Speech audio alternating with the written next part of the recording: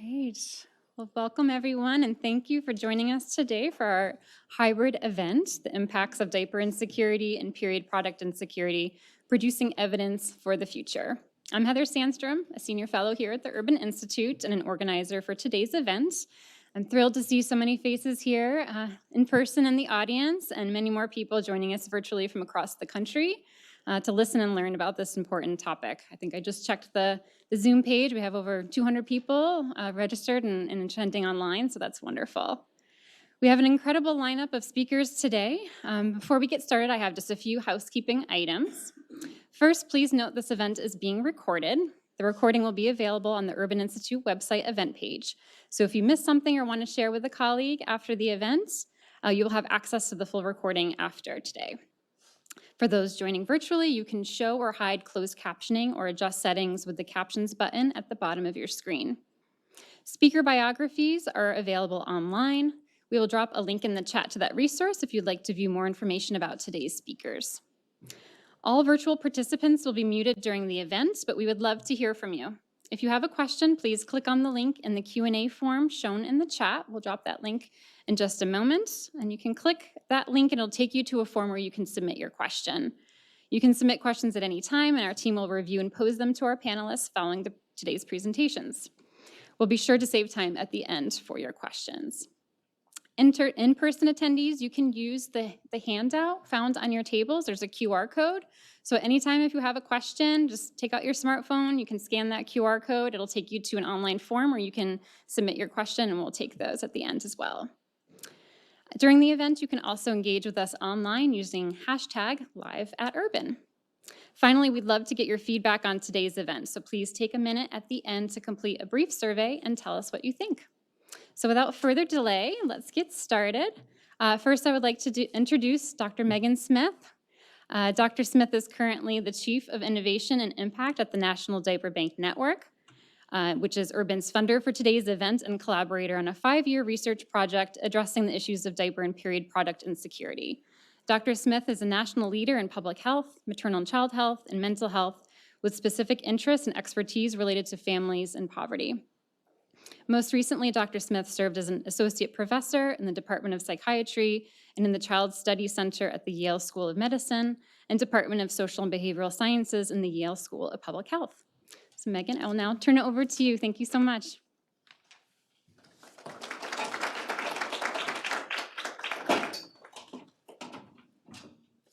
Thanks, Heather. Good afternoon, everyone. Megan Smith, and on behalf of the entire organization at the National Diaper Bank Network, I wanted to welcome you to this kickoff event for this new partnership with the Urban Institute.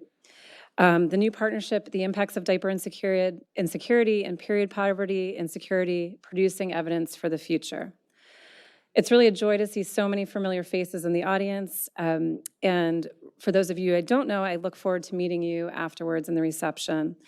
I also would like to thank the more than 200 people joining virtually from around the country, including researchers, policymakers, advocates, and supporters and members of the National Diaper Bank Network. I also wanted to take a moment to sincerely thank our speakers and our panelists for joining us today. Senator Tammy Duckworth, Congresswoman Rosa DeLauro, who happens to be actually my representative from Connecticut. Both Senator Duckworth and Congresswoman DeLauro committed and passionate advocates for basic material needs like diapers and period products, and both consistently highlighting the impact of these products on the health and economic well-being of families. I wanted to offer a special thanks to our speakers and panelists, Dr. Myra Jones-Taylor, Andrea Lucchetta, Kelly Massengale, David Radcliffe, and Becca Robinson.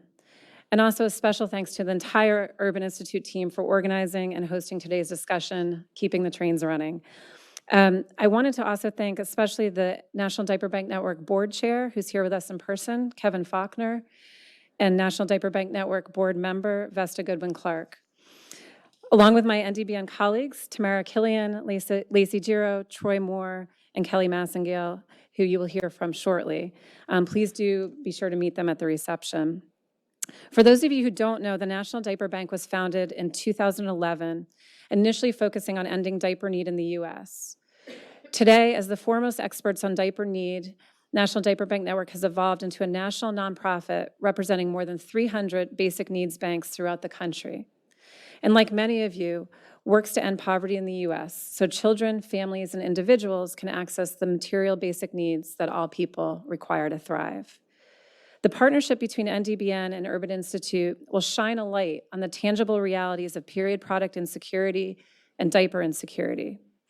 As such, this collaboration is directly taking on several key public health issues facing our country: the maternal health crisis, skyrocketing rates of adolescent depression and anxiety, the epidemic of caregiver stress, as highlighted in the recent Surgeon General's report, and the public health crisis of social isolation.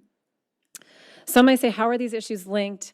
And that is actually the precise work of this partnership, is to build this evidence base and inform policies. So for example, we know that diaper need is directly related to maternal depression, which is one of the largest drivers of maternal morbidity and mortality.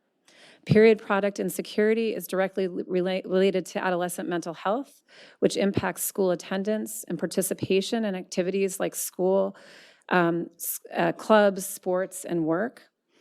And not having enough diapers prevents families from going to work.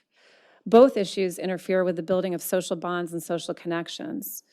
It's obviously hard to leave the house if you don't have a diaper for your infant. Our partnership will work to quantify the benefits to society when diapers and period products are provided. What changes do we see in healthcare utilization for infants and their families, for adolescents and others who menstruate? What changes in workforce participation and overall well-being do we see? How do partnerships between basic needs banks and hospitals, schools, home visiting, and child welfare impact public health? What can be models that we lift up to states and lift up nationally?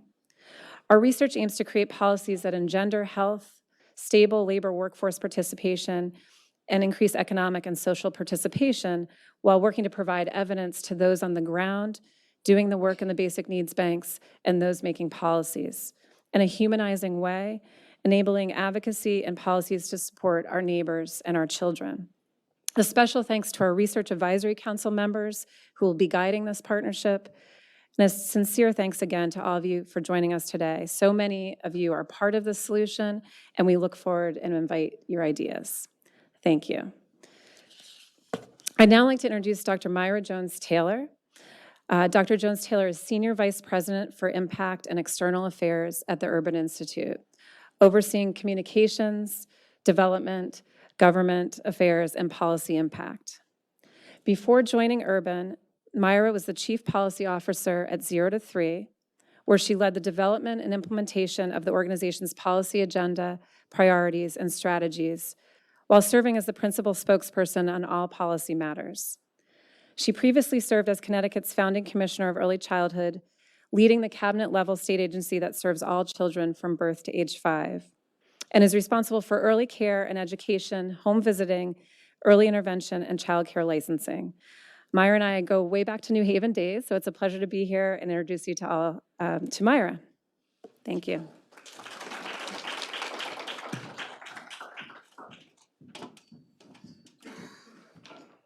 Thank you for that introduction, Megan. It's so good to be back with you. So it is my privilege and pleasure to be here today to introduce our keynote speakers, who will speak on these critical health issues affecting children, young women, and their families across the United States. Before I do, I want to say that Urban Institute is honored to enter into this collaboration with the National Diaper Bank Network to use data and urban statistical tools and skills. With this collaboration, we will build better evidence around the prevalence and impacts of diaper insecurity and period product insecurity. We will raise awareness nationally around these issues and their damaging effects on the health and well-being of children and families. And finally, we will investigate evidence-informed policy solutions. As an independent, nonpartisan, nonprofit research organization, Urban is dedicated to creating a future where every person and community have the opportunity and power to thrive. Core to our work is improving the well-being of families. And I can't think of a set of issues more critical than these, which affect so many American families and yet are consistently unrecognized by policymakers and far too often misunderstood. This is also a deeply personal issue for me. My family experienced diaper need in my earliest years.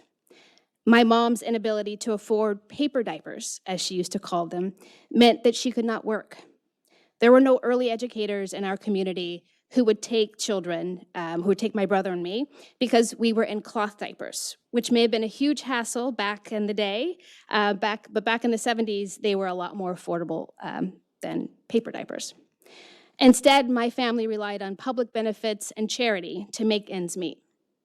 My mom got a job shortly before my younger brother. She was offered a job shortly before my younger brother was potty trained. And our neighbor agreed to watch him because he was so close to getting out of those cloth diapers. And so my mom took the job. And by the end of that year, we moved from our cramped one-bedroom apartment to a roomier duplex. And she eventually saved up enough money for a used car. Our economic security depended on having diapers. That was over 40 years ago, but those challenges remain for so many families across this country. We are fortunate to be in this room today with so many people, champions in Congress, in their states and communities, and in the research field, who truly understand what is at stake for children and families. The speakers here today showcase the import of these public health issues, and we are thrilled to have you all here today at Urban. I can think of few leaders who have been at the forefront of this issue longer than our first keynote speaker, Senator Tammy Duckworth. Senator Duckworth is an Iraq War veteran, Purple Heart recipient, and former Assistant Secretary of the U.S. Department of Veterans Affairs, who was among the first handful of Army women to fly combat missions during Operation Iraqi Freedom. Senator Duckworth served in the Reserve Forces for 23 years before retiring at the rank of Lieutenant Colonel in 2014. She was elected to the U.S. Senate in 2016 after representing Illinois' 8th Congressional District in the U.S. House of Representatives for 2 terms. In both the House and Senate, Senator Duckworth has been a champion for working families across this country. We are going to have a conversation now, so please join me in welcoming Senator Duckworth.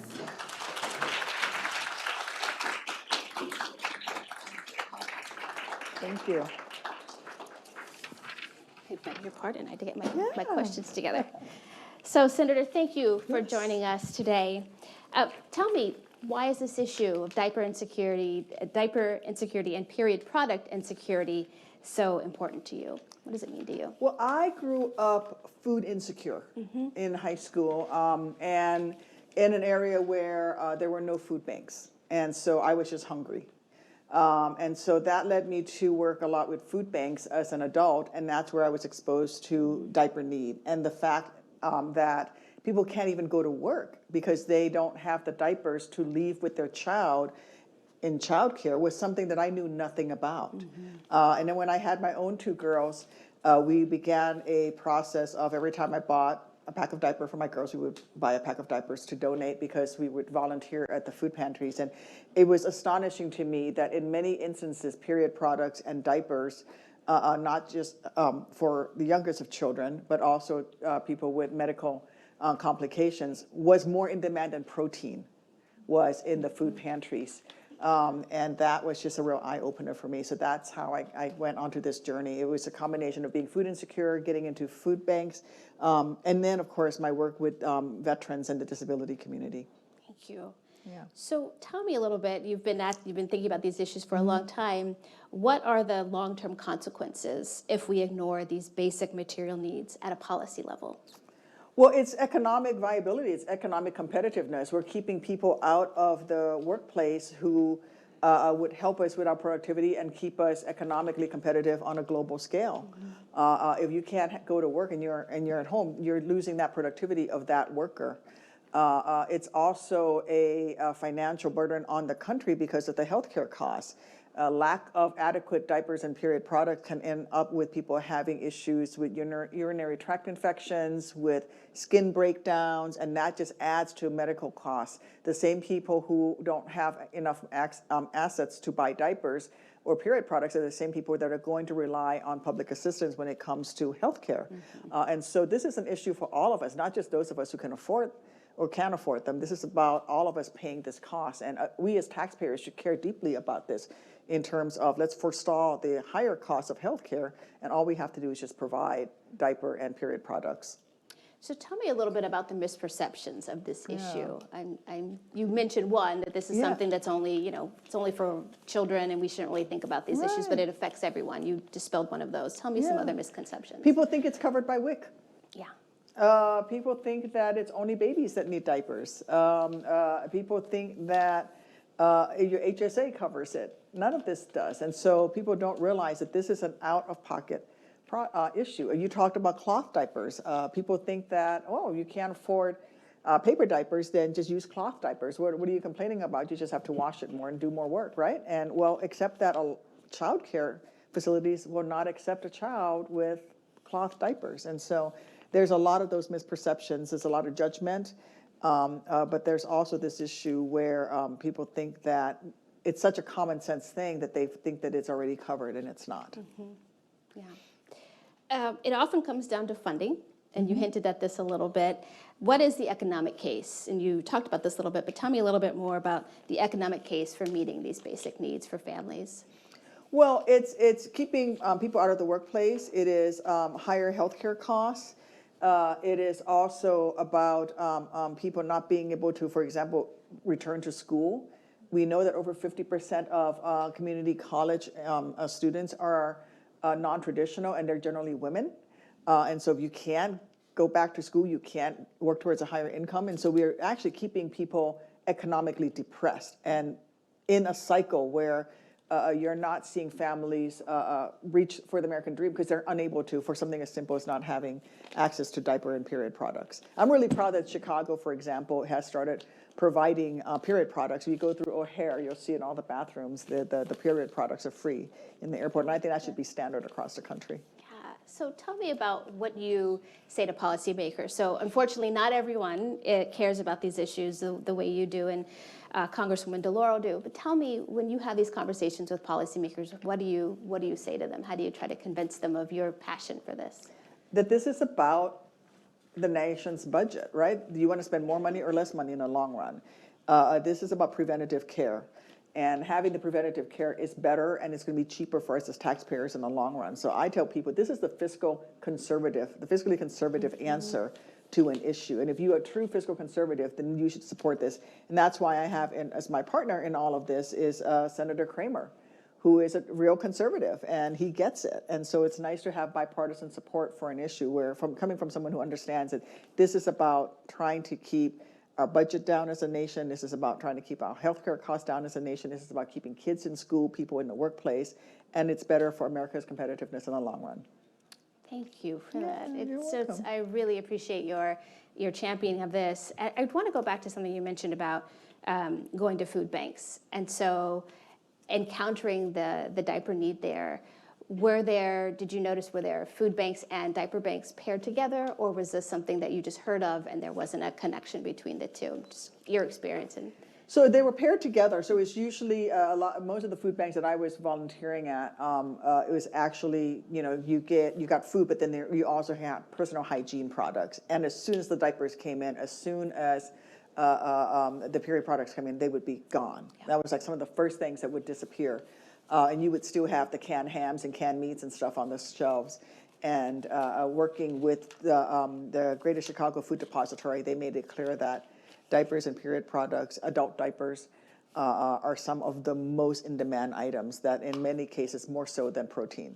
When I was commissioner of early childhood in Connecticut, and it was a similar thing. Families would go to that diaper bank before they would go to the food pantry because of the economic case that you just made.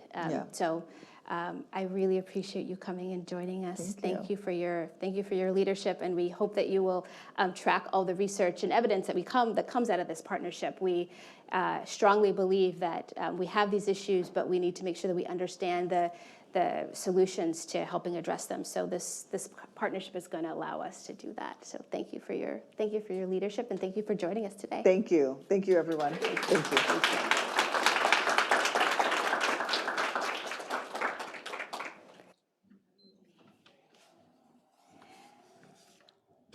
And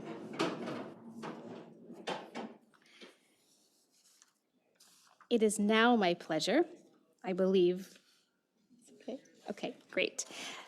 It is also my pleasure to introduce this incredible woman here, who I have known for many years. She was my former Congresswoman, Representative Rosa DeLauro. She is the Congresswoman from Connecticut's 3rd Congressional District, which stretches from the Long Island Sound and New Haven to the Naugatuck Valley and Waterbury. She serves as ranking member of the House Appropriations Committee and sits on the Democratic Steering and Policy Committee and is the ranking member of the Labor, Health, and Human Services and Education Appropriations Subcommittee, where she oversees our nation's investments in education, health, and employment. And I will just say, I may have first met you in the living room of the founder of the National Diaper Bank Network's home, Joanne Goldblum, and we were talking about these needs, and it is just incredible to see that. That was many years ago, and to see the expansion of this work. So without further ado, Congresswoman DeLauro.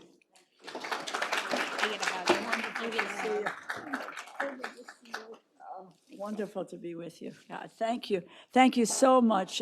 It's wonderful to be here with all of you. I'm sorry about my schedule got fouled up. We couldn't find the Urban Institute, but we did. We found it. We managed to get here. A hidden gem, anyway. So, Myra, thank you so much for the introduction, but for all of the work that you do at the Urban Institute and for your commitment to this effort with regard to the Diaper Bank. And it's delightful to see the collaborative effort with the National Diaper Bank Network. And as Myra pointed out, it's an organization that I have supported and worked alongside for many years, and really humbled by the opportunity to speak to such a passionate group of advocates. The issue is very near and dear to my heart. I have met some of the most caring and hardworking people I know over the course of my work in this field. Before I continue, I want to recognize two people, really a pair of incredible women who have led the fight for years. And Myra mentioned Joanne Goldblum, CEO of the National Diaper Bank Network. It's amazing, you know, when you have a vision for something and you really are committed, how you can make things happen. I can remember meeting with Joanne and where we were with businesses and collecting diapers and so forth, and now look where we've come. And that's about vision and commitment and dedication. And I want to also mention Janet Stolfi-Alfano, the executive director of the Diaper Bank of Connecticut. I'm inspired by the passion and the energy that they bring to this fight, and grateful for the opportunity to be able to work alongside them. I've had the privilege of representing Connecticut's 3rd Congressional District for over 30 years. And in that time, I have consistently focused on making sure that working families have access to the basic necessities of life: food, housing, childcare, and yes, diapers. The issue may not be glamorous, but that should not matter. Diapers are a necessity, full stop. And it's past time that we as policymakers treat them as such. The impacts of diaper insecurity have become clear in recent years, as prices for nearly everything have soared and American families have seen their paychecks tighten. When families struggle to afford basic necessities, they often sacrifice things that others would take for granted. And as you all know too well, diapers often fall within this category. It's a nationwide problem. According to the NDBN, half of U.S. families struggle with consistent access to clean diapers. Imagine. It's hard to imagine. Over the years, as the cost of living has risen, but wages have not, diaper banks have seen demand double and even triple. Impossible choices are being forced on families every day in stores around the country. There simply are not enough private or charitable groups to meet this demand, despite the incredible efforts of volunteers and nonprofits across the nation.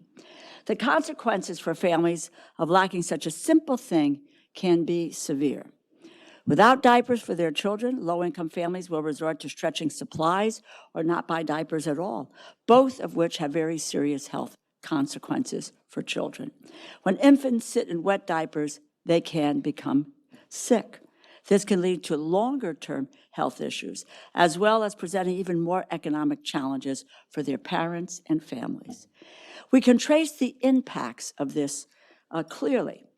Not having diapers means that you cannot get childcare, or your child gets sick, which means you cannot go to work, which means you do not get a paycheck, and you do not have to be a rocket scientist to figure out what it means in this society when you are not regularly receiving wages. We cannot just leave these families behind, and I believe it is the role of the federal government to step up to help provide economic security for families, particularly when the cost of living has skyrocketed. That is why I am so grateful that the Urban Institute and the National Diaper Bank have begun this strategic collaboration to create a research agenda and develop the data that policymakers need to address this crisis. Good data is the basis of good policy. We cannot fix a problem unless we know its full scope. And I'm looking forward to seeing this partnership develop, bring more attention to the root causes of diaper insecurity. That said, there's still plenty that Congress can do in the meantime. We know it works. Proven policies like the child tax credit that give families more discretionary income, help them get a handle on rising costs. And throughout my career, I have championed the policies that I believe will help strengthen the American middle class, those striving to join it, like paid family and medical leave, paid sick days, wage equality. I have fought for years to move the needle on these policies because the middle class needs a break. And the centerpiece of my pro-family agenda is the American Family Act, legislation that would expand and improve the child tax credit. When we expanded the child tax credit as part of the American Rescue Plan, it was an overwhelming success. It increased the maximum credit amount to $3,600 per child who was under 6 years old, to $3,000 per child from ages 6 to 17, helping families to meet their expenses. We also made the credit fully refundable and ensured that families received advanced monthly payments from July to December in 2021. People don't pay their bills once a year, they pay them every month. This included all types of families, those led by a single parent with 2 kids, and parents are working 2 jobs just to make ends meet, retired grandparents serving as the sole caretaker of their grandchildren, and parents of a child with a disability. This expansion was enormously successful. It reached more than 90% of families, including 61 million children, including poor, working, and middle-class kids. It lifted nearly 4 million out of poverty in 2021 alone. Child poverty was cut in half. Are we looking for the antidote to inflation and to child poverty? It's right in front of us. It's called the child tax credit. And the distribution of these funds was highly accurate. Within 4 months of passage, the Internal Revenue Service correctly sent 98% of payments. Hunger was cut by over a quarter. I have never, in all my time here, seen a federal program that met its mission in the way that the child tax credit did. A success. It was just for the 1 year. But by God, we're going to make the fight for it next year in the midst of that tax fight. If they're going for taxes for the wealthiest and the biggest corporations, we're going to get a child tax credit as well. We know families use the child tax credit on diapers, as well as child care, health care, and other crucial expenses that help children grow up healthy and happy. I will never stop fighting for the American Family Act, which is the best way to give all kinds of families the financial freedom that they deserve. But while I continue to work on that long-term solution, there are even more ways the federal government can support families with diaper need. I'm a co-sponsor and proudly of the Improving Diaper Affordability Act, which would make the purchase of diapers tax-free. In my home state of Connecticut, diapers have been tax exempt since 2018, which has helped families across the state.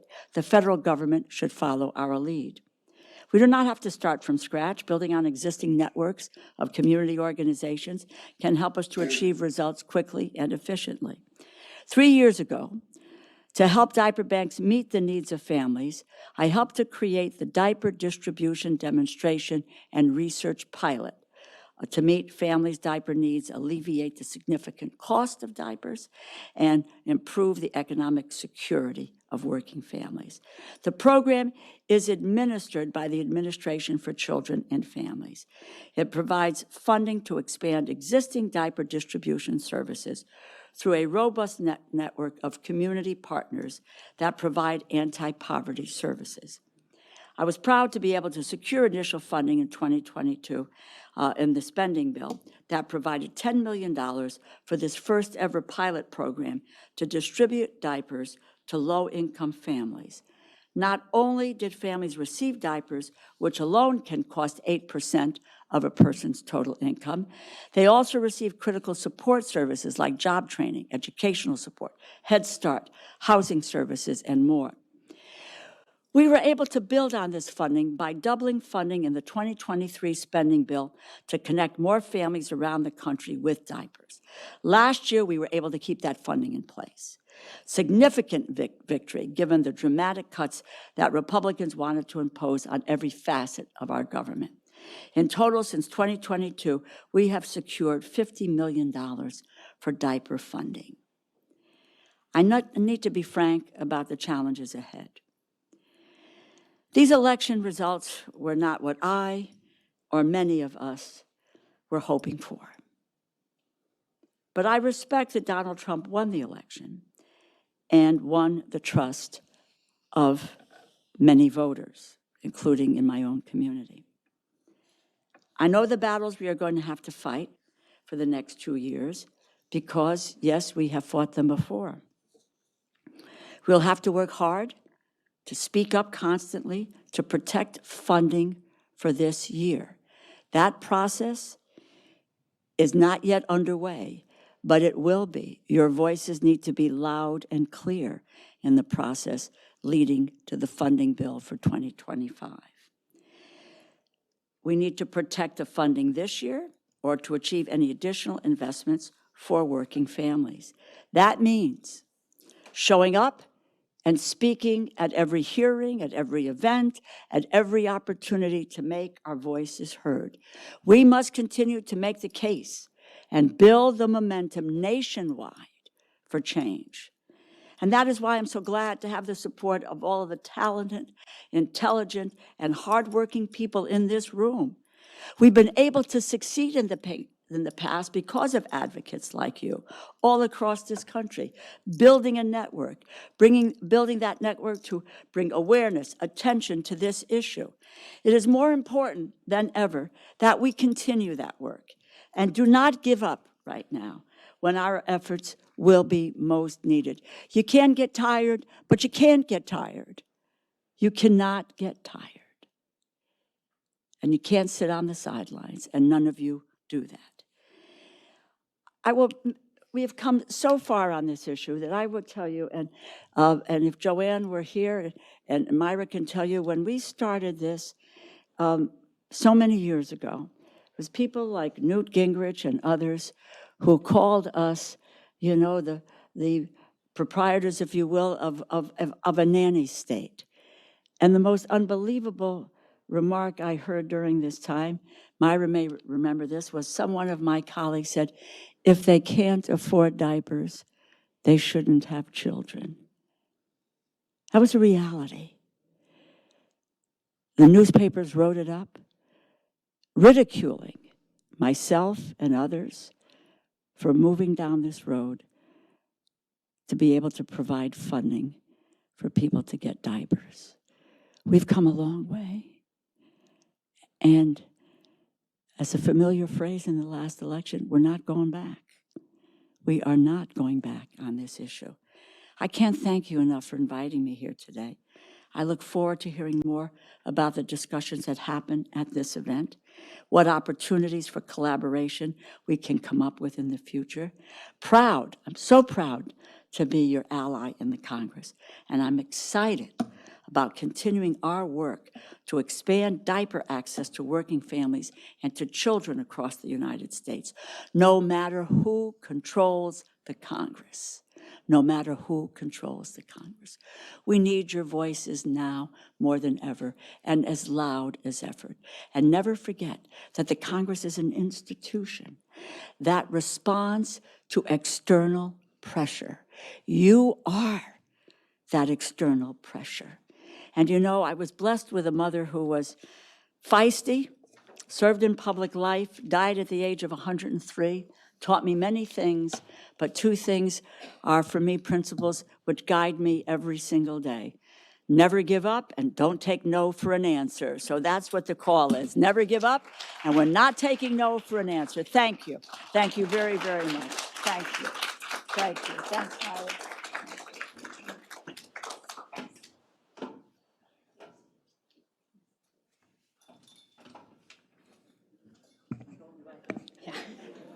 Thank you, Congresswoman DeLauro.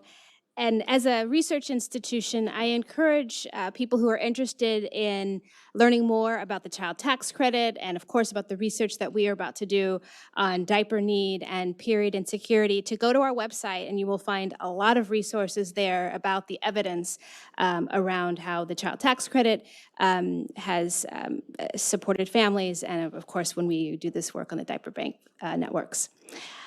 It is now my pleasure to introduce our next speaker, Dr. Kelly Massengale, who is the Director of Research and Statistics for the National Diaper Bank Network. She led the research team that published the first peer-reviewed research articles about diaper banks and the outcomes they facilitate for families and communities, which is pretty shocking to me to think about. I had this need at, almost 50 years ago. I'm not quite 50 yet. And that we just started doing this research, and I'm just so grateful for the National Diaper Bank Network and Urban's collaboration here. But today, Dr. Massengale is going to share the latest evidence on diaper insecurity and period product insecurity in the United States. So please, welcome.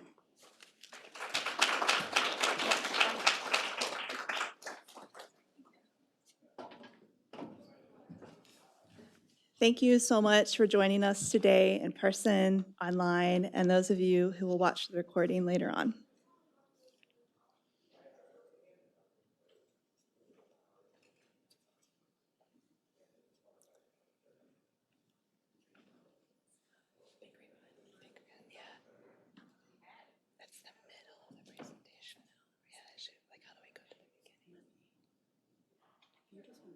Sure, yeah, no problem.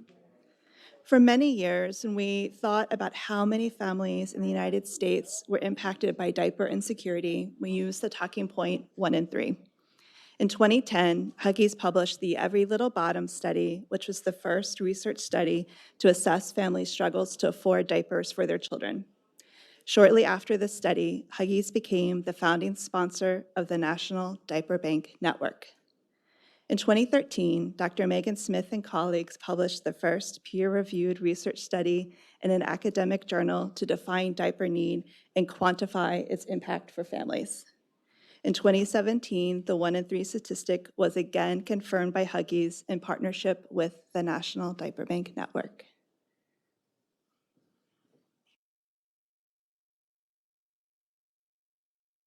Thank you. Yeah. We have since learned in more recent years that things have changed significantly for families. In 2013, in 2023, and again in 2024, we partnered with the International Online Research and Data Analytics Tech Group, YouGov, to field a web-based survey utilizing their survey frame representative of US adults. In the way that a caregiver may check a child's diaper to give a quick check to see if it needs to be changed, we are conducting a check on the status of diaper insecurity in the United States. We now know that 1 in 2 families in the United States with young children struggle to afford diapers. During this time, we began to frame an experience we previously described as diaper need as diaper insecurity. In this way, families' unmet needs for diapers are positioned in the context of other unmet needs, such as food insecurity and housing insecurity. Our findings from the NDBN diaper check have also been confirmed by a research study conducted independently and published by Dr. Bellarmino. Families who completed a survey for the NDBN diaper check had a child under age 4 wearing diapers. Children achieve toilet training at different ages. Daytime toilet training is often achieved before nighttime toilet training. As children wearing diapers get older, they do use fewer diapers. However, the cost per diaper increases as the diaper size increases. Even when children are using fewer diapers, there is no significant cost savings. From the NDBN diaper check, we learned that households without diaper insecurity have access to, on average, twice as much household income as households who struggle to afford diapers. We also learned that 7 in 10 households with diaper insecurity worried about what the future holds financially for their families. The NDBN diaper check also allowed us to better understand links between diaper insecurity and maternal mental health. Caregivers who reported diaper insecurity were statistically significantly more likely to report symptoms of depression and anxiety than caregivers whose household diaper needs were met. Thanks to analyses conducted by doctoral candidate Kels Bowman, who is in our audience today, we were able to learn about the experiences of period product insecurity among the caregivers in our sample. Caregivers who struggled to access period products were more likely to report symptoms of anxiety and depression than those whose period product needs were met. The NDBN diaper check also allows us to learn about access to other material basic needs.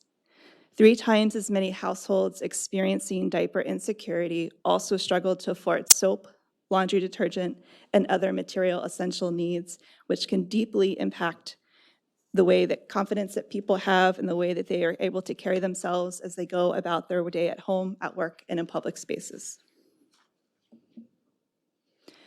We learned that the majority of households with diaper insecurity also struggle to afford access to telecommunications, adding stress for families as they maintain communication with others in our increasingly digital world.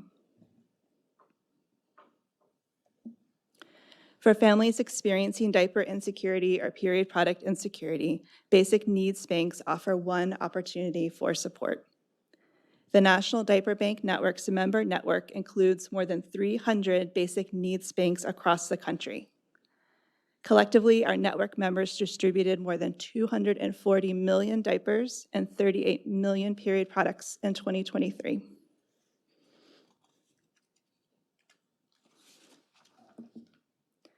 Thanks to generous support from the Seelings Foundation and the participation of our member network, we conducted the largest study to date of diaper bank recipient households. We learned from more than 6,000 families across the country who received free diapers from a National Diaper Bank Network member basic needs bank. In a manuscript currently under peer review, we report impacts to child health and healthcare spending after families received free diaper bank products. After receiving free diaper bank diapers, incidence of diaper rash and urinary tract infection decreased. Children experienced fewer healthcare visits and treatments to address diaper-related illnesses. In a manuscript currently under peer review, we report that for every $1 spent by diaper banks on providing diapers to families, over $2 in savings is realized to the healthcare system for treating diaper-related illness and to families in the form of lost wages. In 2024, our team at Alliance for Period Supplies published 2 peer-reviewed manuscripts documenting our evaluation of the distribution of free period products by period supply banks. Thanks to the participation of Alliance for Period Supplies, period supply banks, and period product recipients, we learned about the challenges of managing a period without access to period products. Individuals reported having to use a makeshift period products or having to turn to members of their social support networks for period products or for money to buy them. Everyone who participated in the study was 18 years of age or older. Because some of the very first period supply banks were also diaper banks, many of the participants in the study did have young children in their household wearing diapers. We had the opportunity to survey individuals receiving free period products at the time the Alliance for Period Supplies was founded and a year later. After having access to a period supply bank for a year, fewer individuals reported that they had to cancel appointments, miss work, miss class, or avoid seeing other people because they did not have access to period products when they needed them.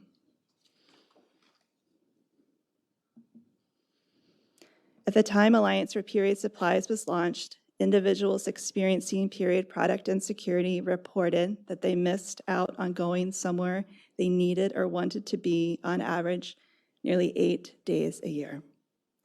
After the first year of the Alliance for Period Supplies, period product recipients reported missing out on only 1 day a year thanks to access to free period products from their local period supply bank. Many period supply banks increase access to period products via partnerships with social service organizations, healthcare providers, public health agencies, and a wide range of community supports. After distributing period products to their clients on behalf of a period supply bank, these partner agencies reported that providing period products meant their clients were more likely to stay engaged in programming, more likely to keep scheduled appointments, and more likely to seek assistance with other needs they had because they were able to access free period products from the agency. The National Diaper Bank Network's Department of Innovation and Impact is leading research on access to material basic needs. We seek to encourage and lift up the scholarship of others working towards a collective goal of increasing access to hygiene products. Dr. Megan Smith and I are co-guest editing a special collection in the peer-reviewed journal Women's Health.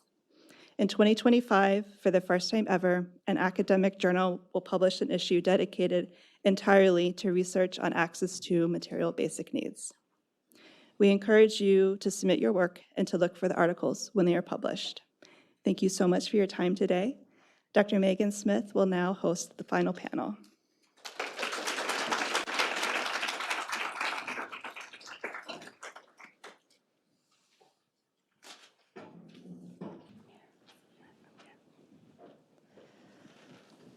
Great. Welcome, everyone. Good to have you all here, and really looking forward to this conversation with all of you. Our hope is that this sparks many more conversations, those here in person, also those attending virtually, so we look forward to that.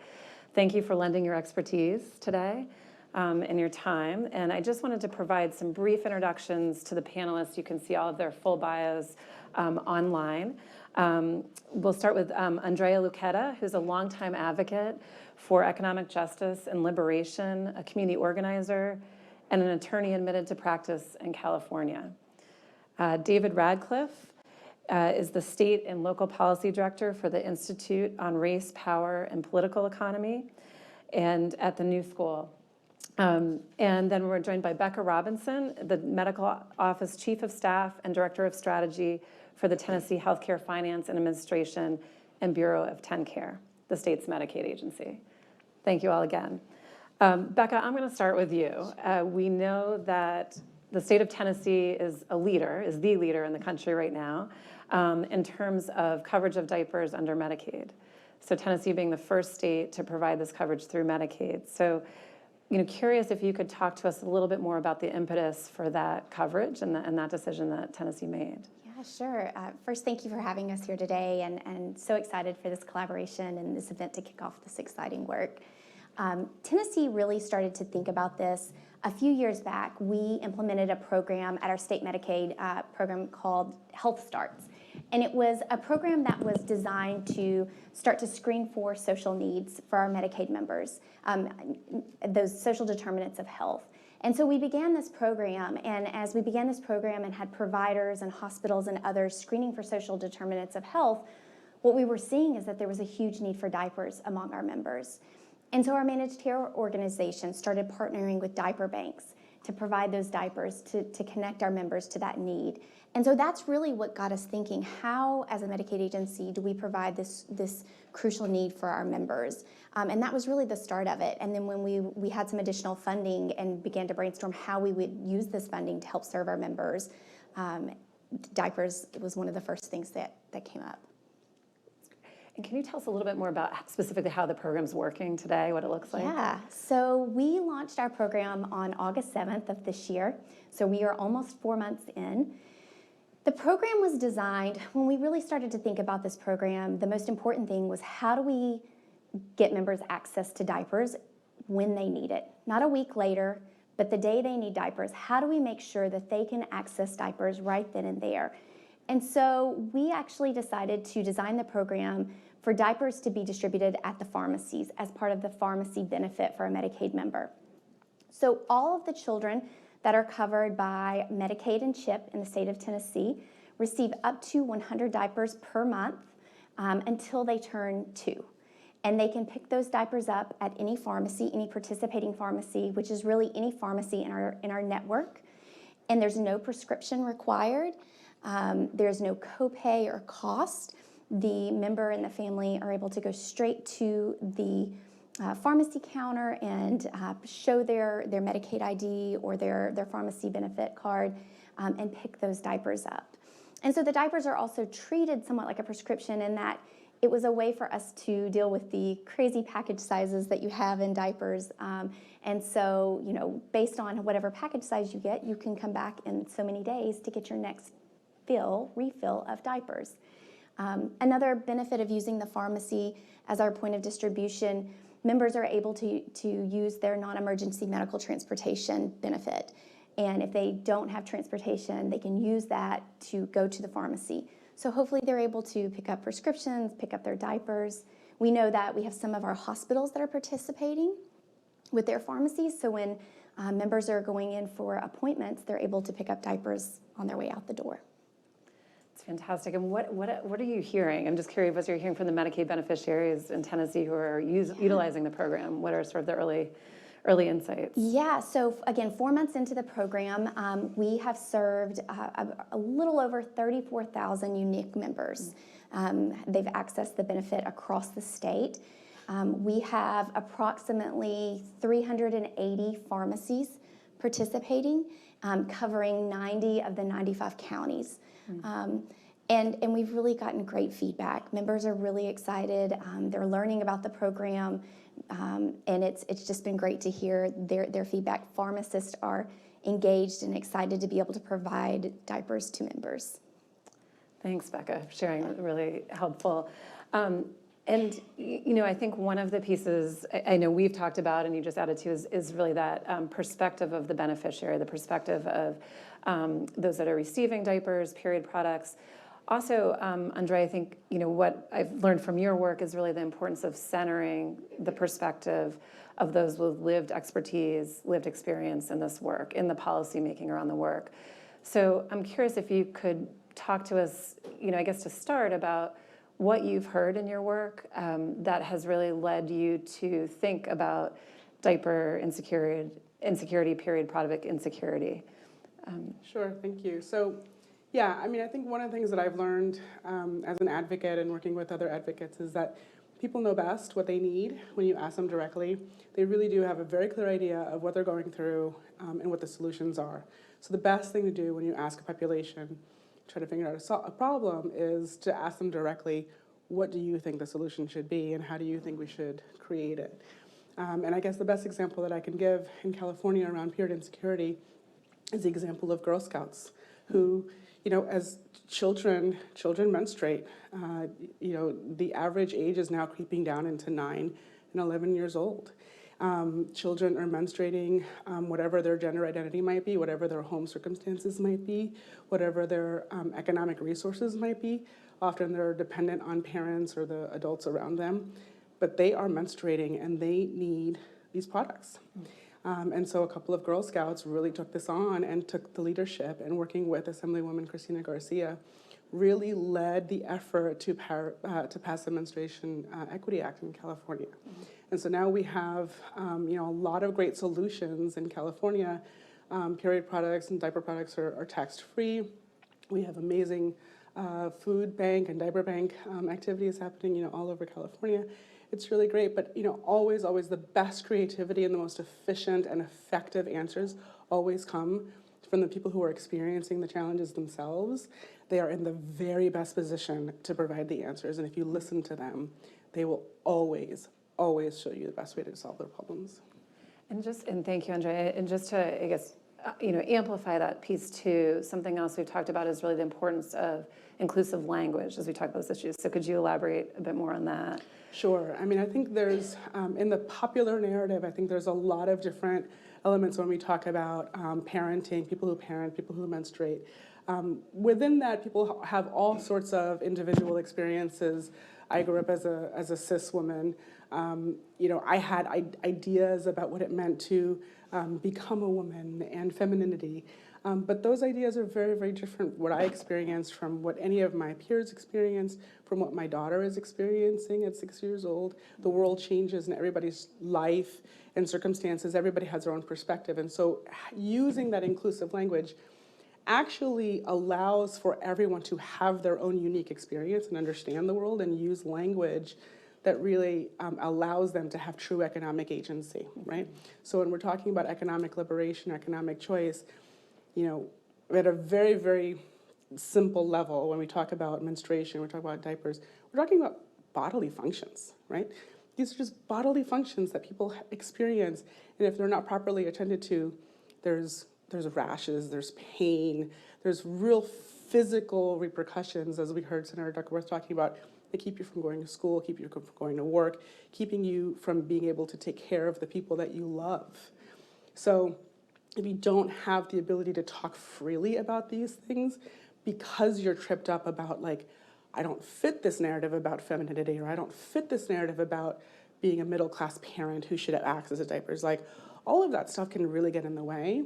So the more you clear up that field and let people's own experiences come through, then they're much more able to say, this is my problem, this is what I think I need, this is where I think the solutions should be. So having that gender inclusivity is not about, like, erasing people's experiences, right? We don't want to get rid of femininity. We don't want to get rid of all of the narratives that are true. We actually want to make room for more of it. So that really allows everyone to say, like, yeah, I menstruate and I'm gender nonconforming, or I menstruate and I'm going to be a parent soon and I don't know what that means, right? So it really allows for a lot more freedom and self-expression. That's so well said, thank you. I think a lot about the language we use with poverty, and we talk about the feminization of poverty, or that sort of gendered approach to poverty, and we know that those who identify as women are more likely to live in poverty, and I think this is a way of really, again, expanding that, allowing for more voices, centering those with lived expertise here too. I think about other language, and David, this is a segue to some of the pieces I'd hope you talk with us about, which is there's this terms that we've heard about already called baby bonds, or child tax credit, and babies seem inclusive. I wonder, I guess just to start, as we talk about how diaper insecurity and period product insecurity can be incorporated into broader economic policies. We heard both from Senator Duckworth and Representative DeLauro about some possibilities, but just to start on the language piece, can you tell us what a baby bond is? At a high level, I think. I will. I know that must be hard. Thank you for the question. Thank you for having us here. Absolutely. And I'm going to slow walk into baby bonds, but start first with you all to think about yourselves for a moment. As you think about financial well-being on a continuum, from surviving to thriving, you think about where you are on that, or think about someone you know or love, or someone you tolerate. We're all on this continuum of surviving to thriving. And a lot of the policy work and investments that Congressman DeLauro and Senator Duckworth and all of us have talked about focus a lot on the surviving side, helping folks sort of get through the day, to be able to afford their lives. And that's all really good and important and essential, because we're all there. Yet, at the end of the day, is that enough? What's missing from that equation? And if we think about economic well-being as this continuum, oftentimes we think that we need to educate ourselves, or to work harder, or to have more income, and we all want that. But those things are not enough to get to that thriving domain for most of us. And if you happen to be black or brown or indigenous, that generations of exclusionary policies and practices make that hill to climb even more challenging. So what if we could imagine an economy that truly works for all of us, where we promote human flourishing, where we lead lives that are self-directed and prosperous and fulfilling, hopeful. And to get at that, we need to keep doing the surviving work, for sure. But we also need to get at this thriving domain, and that's where we talk about wealth, which is really the number one measure of economic security. And yet most of our policies outside of tax policy are not focused on that domain. And that's where baby bonds comes in. Baby bonds is an elegant, incredible idea that's been popularized by economist Derek Hamilton. And the idea is to provide public funding for trust accounts for young adults that can be used for wealth building purposes. So in Connecticut, where I'm from, we passed the first state baby bond policy in the country.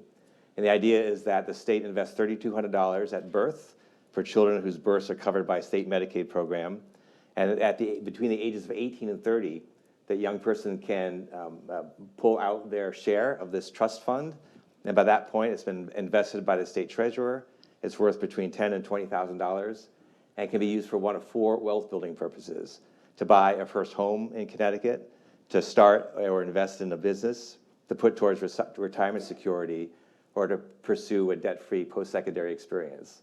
All research-based activities that can put someone in assets that can increase in value over time and improve that person's wealth position. Now, we think that that upstream investment will not only decrease reliance on the state down the road and reduce investment in more costly, less effective interventions, but we'll also put that young person on the path towards economic well-being, which is partly why we're here today. And with that, I'll slide into home plate to say that there's incredible momentum with this policy. There's a federal bill that's been proposed by Senator Booker, Congresswoman Ayanna Pressley from Massachusetts, co-sponsored by Congresswoman Delora earlier. And at the state level, we've seen activity in 20 states that have either introduced or seriously considering baby bond policy. And if you're not one of those states, let's talk afterwards. And if you are, there's still work to do. And I'll pause there. So that's baby bonds in a nutshell. Thank you. I know that was hard to do. I appreciate that, David. So I guess just let's think about this. We know from the experience of addressing child poverty for decades now, I think one of the lessons learned is we really have to cross sectors. We have to cross disciplines. We have to cross programs and policies. We have to combine, and we have to be innovative, right? And I think that I'm thinking, so at a policy level, we have Medicaid coverage of diapers and basic material needs. We have states that have had tax exemption for period products and diapers. We have centering of those with lived expertise, and we have the wealth building policies like baby bonds. So, Andrea, I'm putting you on the spot. Let's take California and let's think about if there's a pilot program. I mean, what would that look like? Just, pie in the sky. What would we think about combining these things? So this is one of the things that I love about being a consultant is that you really do get to be creative. So I've had the fortune of working on both California's state baby bonds program, which is called the Hope for Children Trust Accounts program. So we have our own version, and I'm also working with a private nonprofit who is looking to launch a pilot to do a baby bonds program for infants who are born homeless. Now, if you're thinking about infants who are born homeless, they're babies who are born, and when they come, there's no home to go home to from the hospital. So there's not a bassinet with diapers. There's not, their parents are going to be menstruating, or maybe they have existing children who are menstruating. I mean, we're really talking about really basic needs that, again, at the purest level, it just goes to bodily safety and bodily autonomy. And if you can't function at that bodily level, you can't do math. You can't cook dinner, right? These are just really, really basic life experiences that we have to support. So when we're thinking creatively about how do we solve for income volatility or lack of income, how do we solve for long-term wealth building, how do we solve for the ability of people who come from very scarce resources to have imagination about who they want to be in the world and how they want to get there, what kind of education they want to have, what kind of life they want to live, who they want to love, how they want to experience joy. All of that takes material resources.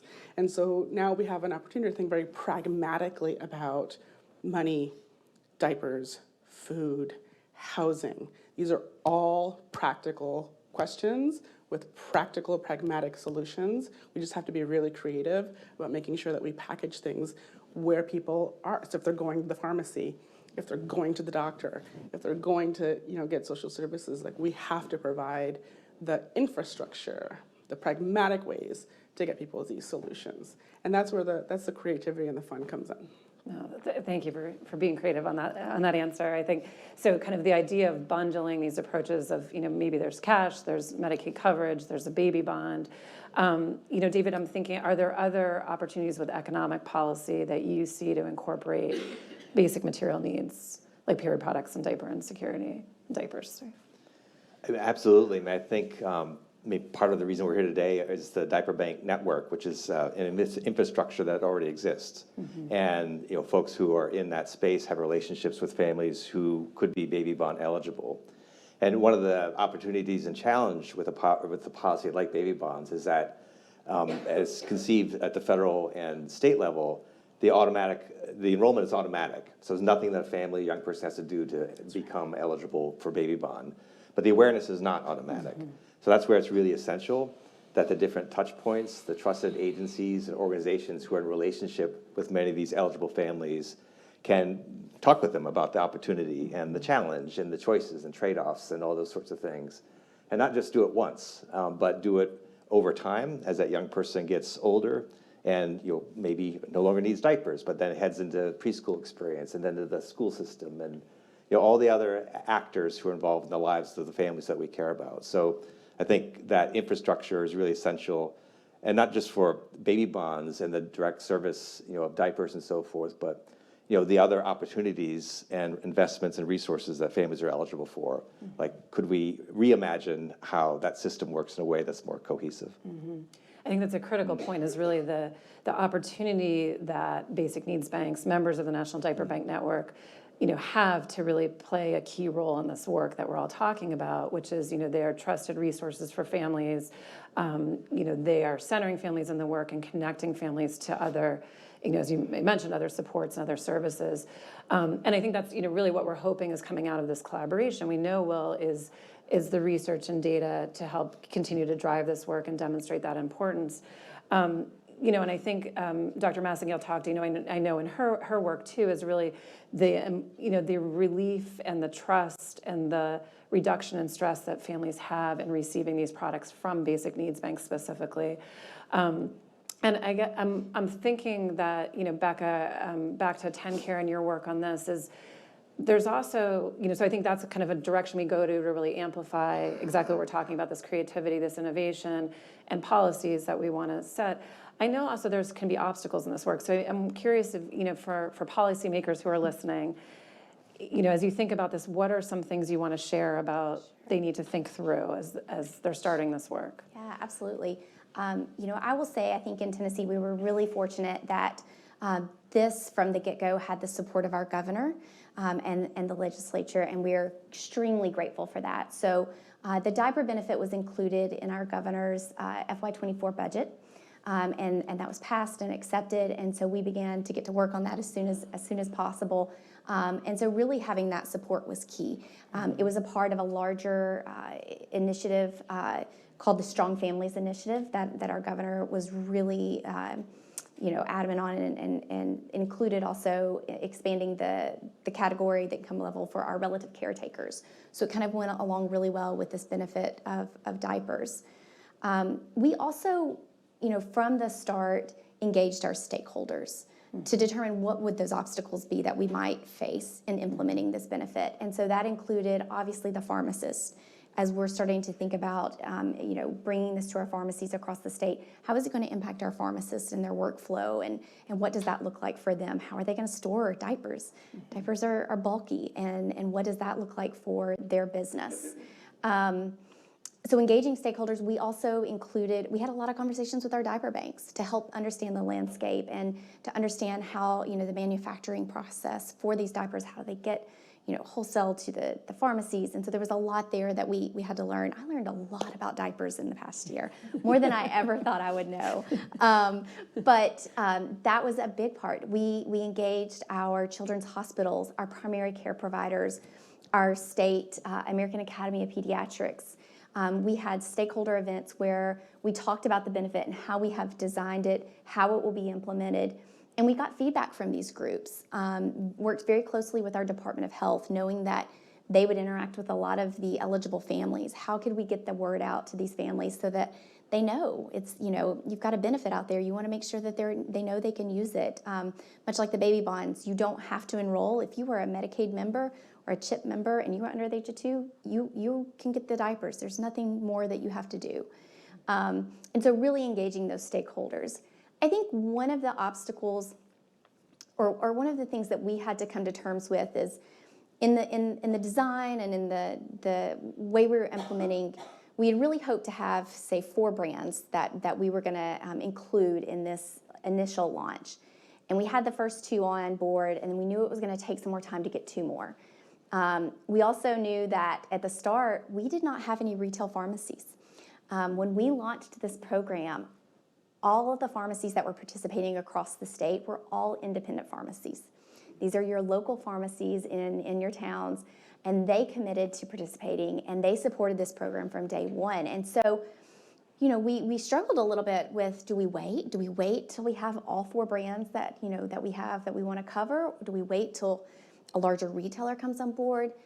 And in the end, I think what we all decided is really, let's not let perfect be the enemy of good. Mm-hmm. We know that if we launch this benefit, that we're going to be able to serve families day one, even if it is just 2 brands. Those members who truly need diapers, they are going to get served from day one, and that the program will grow and improve as time goes on. And so I think that was a really important lesson for us, and I'm so glad that we all decided to make, just go for it. Put an implementation date out there and go for it. And but I think engaging stakeholders is key. Know what those obstacles are going to be. Hear from those that are going to be helping your members, telling them about the benefit. It really helped us to think about the design of the program and things we needed to address as we decided to go live with it. Well, we're glad you did decide to just go for it and do one. And so, I think this is the opportunity just to pause too that some other states have done, work in this area. So the state of Delaware is providing diapers in the immediate postpartum period. And, also some states have done work through their TANF programs where they provided stipends, really thinking about diapers as barrier remediation to those obstacles that get in the way of work. And of course, numbers of states are providing period products in schools. And as I mentioned, the tax exemption. I think there's other, as we alluded to at the beginning of this event, or as I said in my opening remarks, we have these looming public health crises. And I think in all the comments today, there's a point that I see, which is, really there doesn't need to be a separation of period products and diapers, right? I think there can be programs and policies that are doing both together and really thinking about basic material needs as a collective. The importance of centering voices of those with expertise and lived experience. And I guess I'm wondering if there are any other examples, and David, turning to you again, is like, I think of home visiting programs, right, that are providing period products and diapers as opportunities, child welfare agencies that are using this preventative approach to providing basic material needs so that, children are not removed from homes. Is there anything else we're missing and thinking about in terms of, economic policies, economic justice work? Yeah, I mean, that's a big question. Boy, that's a lot. I think one thing that we've learned in Connecticut with the baby bonds journey is that it is a new domain for policymakers and budget setters to think directly and explicitly about wealth building solutions. And sometimes there's a perception that's a zero-sum game, that folks are struggling today, which is right. And if we fund the early care and education system, then that's going to take from someplace else. But this idea of a North Star, to creating this economy that works for all of us, where it's not an either or, that it's all these things together. That from a family perspective, when we're at the table, we don't think about the different departments and agencies that we might be interacting with or that are affecting our lives. That it's all together. So the same thing from a policy perspective is that having that North Star, building that economy where everyone can flourish, is really, I think, essential, because then within that, we can see where these different investments and opportunities nest. And then it's not this or that versus this or that. It's like, how do these things work together? And then how do we see the relationship between the investments getting better outcomes, not just for families, but for our economies and our communities? That's great, thank you. I put you on the spot, though. So I think for this research collaboration and doing that research, it really suggests we have to be doing some of this holistic work, and I know we will be doing that with the urban team of how this all works together, right? And how, we can separate the effects of different programs and models, but also consider them as a whole. So I know that we are wrapping up soon, and we do have a bunch of questions that have come in from the audience. And I wanted to just, Becca, a couple questions for you, and specifically, I know to start, the Tennessee program, you have used Medicaid savings for this program, is that correct? Maybe you could expand on that a little bit. Yeah, so I feel like we are very fortunate in Tennessee. We have a component to our 1115 waiver that it allows us to have a shared savings with the federal government. And so if we stay below our cost thresholds, but also show that we're providing high quality care by meeting certain quality outcomes, we are able to share in this savings. And so the first 2 years of the program, we received $600 million, the state of Tennessee received $600 million back through that. And this money goes directly back to our members and our providers. How do we make our benefits more robust, and how do we better serve our members? And diapers is being funded through the shared savings. And so right now, the diapers will be funded through the life of our current waiver, which is through 2030. We hope that by the end of that time, we're able to show the positive outcomes and impact of having a diaper benefit, and then that will hopefully be incorporated into our budget. But it is being covered as part of our Medicaid shared savings, which is a part of our a very unique component, something that we're very proud of in Tennessee, and has allowed us to do a lot of other really great things for our members and our providers around behavioral health and expanding some of our eligibility categories. Thanks, Becca. Yeah. Andrea, this one is for you, is really thinking about, I know it's hard to say one thing, but one piece of advice that you would give policymakers, state-level policymakers, who are starting to think about period product insecurity. One piece of advice, place to start in terms of engaging those impacted by period product insecurity. I mean, I've said it before, but I think you really got to listen to the people who menstruate, and children are menstruating earlier now. It's creeping down into 9 and 11 years old. Especially Black and Latina children are starting to menstruate a little bit earlier. They're still, it's still to be determined why that is happening, but that is the trend.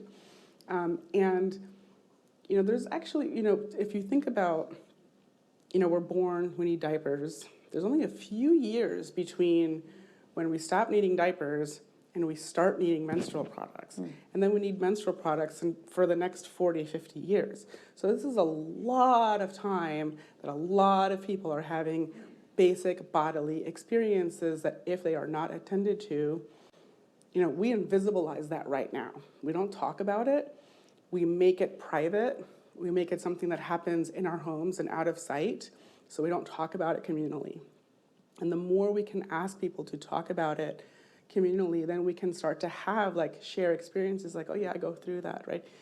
It's very common, there's that maybe it's like a cliche that women go to the bathroom together or women ask for, but we need to be doing more of that in our lives around just basic bodily functions, because it is very real. You can't do math in school if you are distracted by pain or something that's happening in your body that you are very insecure about because somebody's going to see, or it's going to make you uncomfortable. You can't pay attention in school. You can't do your taxes. You can't go to work. We have to talk about these things with each other, and policymakers have to listen to their constituents in really basic terms. We don't have to go into abstractions.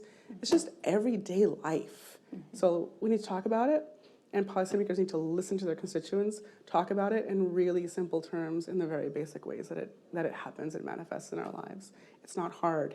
It's just hard to talk about, and we got to get over that. Thank you for that. And I think, I think that's a great way to say it. And I guess it dovetails nicely with what Senator Duckworth said about when she's talking to her colleagues, she's using different language about, this is fiscally conservative policy too. So I think they're both sides of the coin about how to talk about these issues. Thank you for it.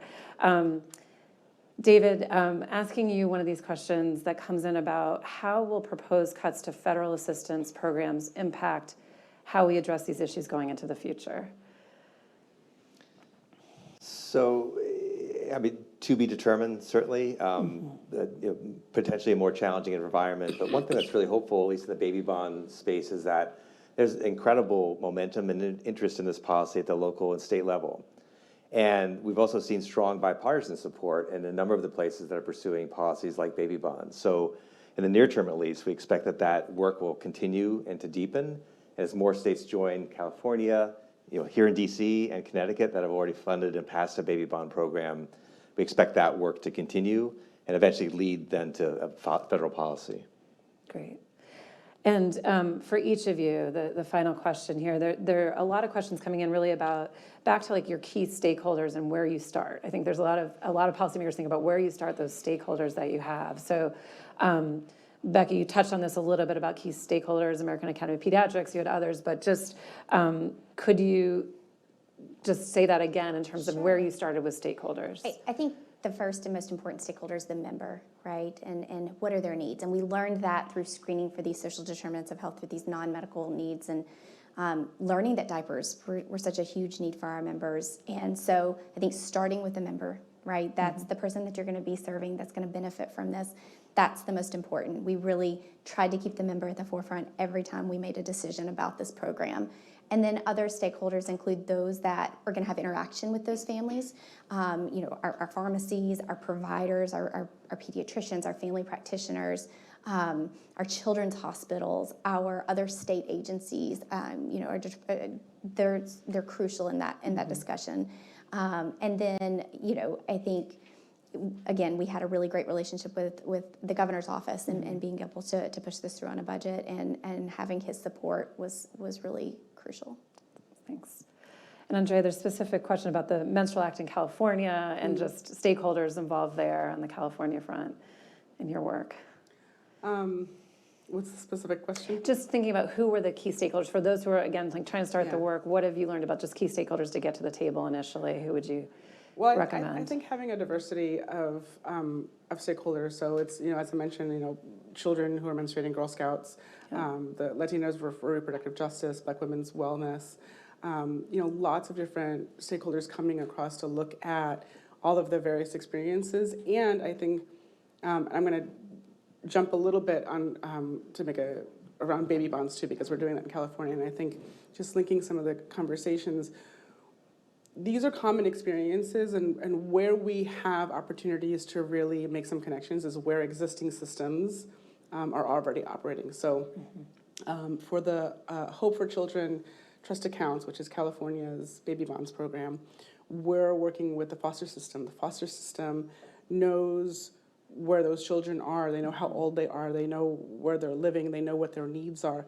It's a system that's robust, and it's got lots of information. We are using that system to identify who's eligible for the program. Kids don't have to do anything. The parents don't have to do anything. This auto enrollment thing is really key because we don't have to reinvent things. We have systems that are operating, and they provide us with opportunities, just like pharmacies or distribution sites.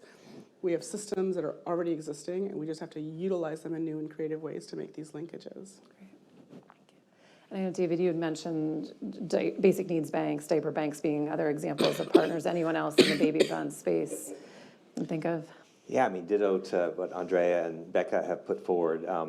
In terms of actually raising awareness on policies like baby bonds and having it be adopted and implemented by state government and eventually federal government, think of who are the unusual actors you might not expect to be involved in campaigns like that. Certainly, in Connecticut, the previous treasurer and the current treasurer, Russell, and his team have done a really magnificent job at engaging the faith community, for example, as part of a moral economy, engaging chambers of commerce who see this as an investment in people to complement work as to promote economic prosperity in other parts of the state. You can imagine, housing folks, the banking and finance sector, AARP, any of these interests, hospital associations. Megan, I've learned from you that you have a direct interest in seeing and notice and observe that babies who have a lower birth weight, there's higher infant mortality for families who come in with a lower wealth position. And if we can go upstream with an investment like baby bonds, that is in the interest of hospitals and certainly in the families who are supported there. So you can imagine and create this really big table of unusual partners who have a direct And it might be different self-interests, but at the end of the day, seeing families prosper is something that everyone wants. Thank you. And Yeah. I will note on that the National Diaper Bank Network, Alliance for Period Supplies, is also a great place for people to start in terms of locating diaper banks, basic needs banks in specific states, and can be helpful with that. And that basic needs banks are really can also serve to make those connections. We know from National Diaper Bank Network members that there are partners, agencies in all of the examples that you've had. So I would encourage people to think about that as well. So I do, in closing, want to thank all of the panelists again today for your time, Senator Duckworth and Representative DeLauro and Dr. Massengale. And, we do know that all of the discussion today, the points that the senator made, that the congresswoman made, are really important points in terms of informing the research through this collaboration. So as Myra mentioned, please check back on the website where we will be posting updates to the research. And we will be really focused on translating this research into policymaking in these different sectors. So thanks again, everyone, and thanks to all of you.